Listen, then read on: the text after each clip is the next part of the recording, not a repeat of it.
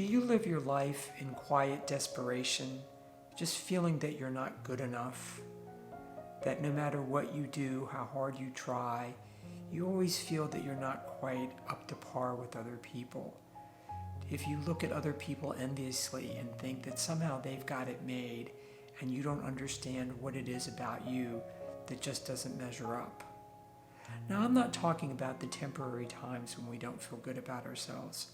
All of us frequently don't live up to our potential. We're not always the best version of ourselves. So we can behave in ways that we feel guilty about. And so we might not feel good about ourselves for a time, but usually we bounce back. I'm talking about the pervasive feeling of not being good enough, because living your life that way can be soul-crushing. So in this video, I'm going to help you learn to understand where these beliefs actually came from, and more importantly, what you can do today to start to feel better about yourself and the quality of your life. Now is always the time to start making positive changes in your life. Dr. Donna, Leigh Bliss here. On this channel, I promote optimal mental health and well-being to help you become the best version of yourself. Please help me to grow this channel by hitting on the subscribe button.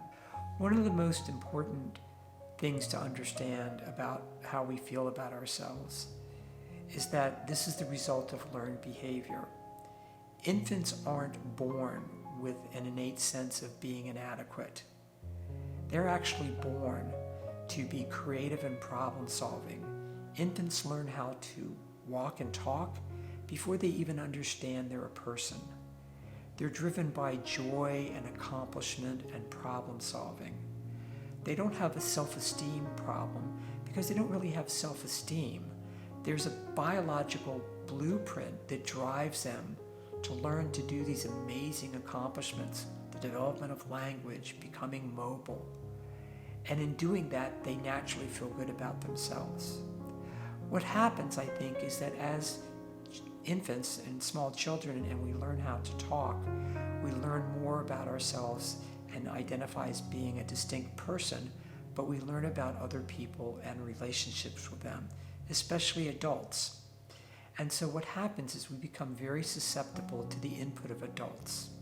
If you grew up in a consistent, loving family, you probably felt good about yourself and never really thought that there's anything wrong with you.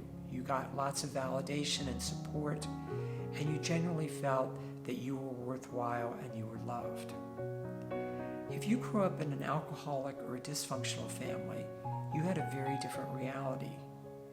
Your parents could be incapacitated by addiction or mental health problems, or growing up in their own dysfunctional families that they're now passing on to you. So love may be conditional.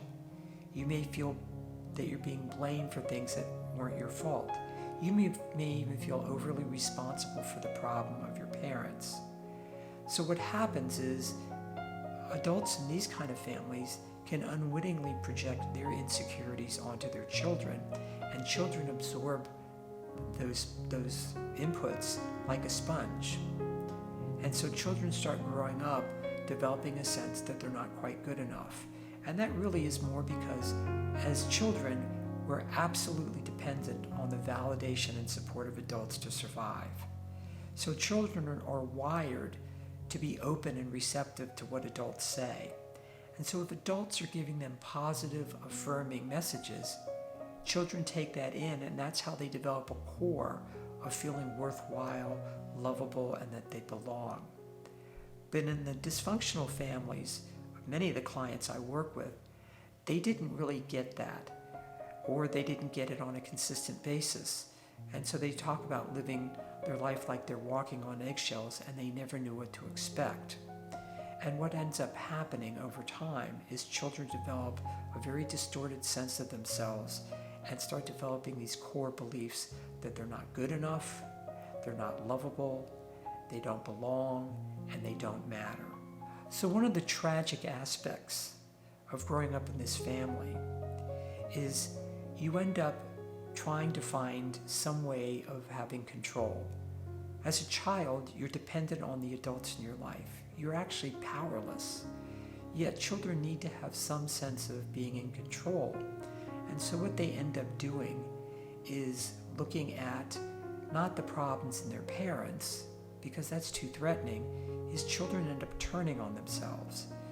They end up thinking that if they got better grades in school, or their room was cleaner, or if they were nicer, that then they would finally feel okay. And no matter how hard they try, they never are able to accomplish what they want, which is getting the love and approval they need, mostly from their parents, because their parents may be so incapacitated by problems with alcohol or domestic violence or mental health problems that the parents don't have it to give. And so children end up explaining that to themselves as if there's something wrong with them. A classic example is when parents get divorced. And so children actually internalize that as a function of they didn't do something right. And they have this magical thinking that if they get better grades, mom and dad will stay together. So one of the hard things about understanding where all this came from is that you didn't necessarily know as a child you were doing this. You were living in an environment that was all you knew. And day after day, week after week, month after month, you're internalizing these beliefs and developing a sense of who you are, but you don't even realize it. But the older that you get, the more you have friendships and your social world expands, the more easy it is for you to compare yourself to others. And it's easy to compare your insides to their outsides and think that other people have it made, even though they may struggle with the same issues with you. So one of the most important things to understand if you struggle with not feeling good enough is to be able to see how this was learned as a result of the world you grew up in. But most importantly, to see that we tend to carry those same behaviors and beliefs into adulthood because it's all we know. It's like how we talk, how we pronounce words is a function of what we were exposed to when we were infants. And as adults, we still sound like our parents. So just because we get older doesn't mean these things magically change about us. And so I work with clients all the time that carry a pervasive feeling of not being good enough. And they talk about how depressing it is, or how they don't feel that they belong, and that no matter how hard they try, whatever they accomplish, even amazing things like getting degrees or starting businesses, that they have this underlying feeling that they're not good enough. And they feel driven to be perfectionists, and they try really hard. And the thing is, they can get so discouraged that they start engaging in behaviors to take away the pain, such as the use of alcohol, drugs, being a workaholic. They may have difficulty with relationships.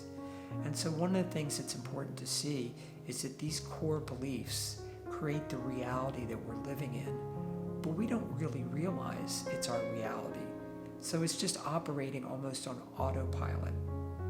And so the important thing for you to think about, if you can relate to anything I'm talking about, is that it's virtually impossible to get over this on your own. It's not a question of having willpower. That in order to create new beliefs, more healthy beliefs, more accurate beliefs, we need the help of other people. And so there's two resources I would encourage you to consider. The first is working with a therapist. Therapists that work with family of origin issues understand where these beliefs come from. They can understand why you're struggling, and more importantly, they can help you develop the tools you need to start to modify those beliefs. Now, don't get me wrong, that's not an easy thing to do. You don't unlearn years of a certain behavior or certain attitudes overnight. It takes work and it can be challenging. But if you stick with it, it slowly starts to change, and you start to feel better about yourself and start creating a new foundation. And actually, you can make a dramatic change in how you feel about yourself and your life. I've worked for over 30 years as a clinical social worker. Most of the clients I work with today have issues related to growing up in a dysfunctional family and developing these same beliefs. And they try hard to compensate, but they talk to me of just how difficult it is, how discouraging it is, why they don't feel any joy in their lives. And it's a revelation to them when I talk to them about where they learn these beliefs.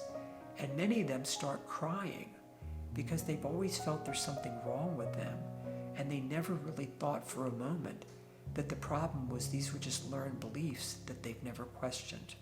The second resource that can help you is a 12-step support group modeled after Alcoholics Anonymous that directly addresses these kinds of issues.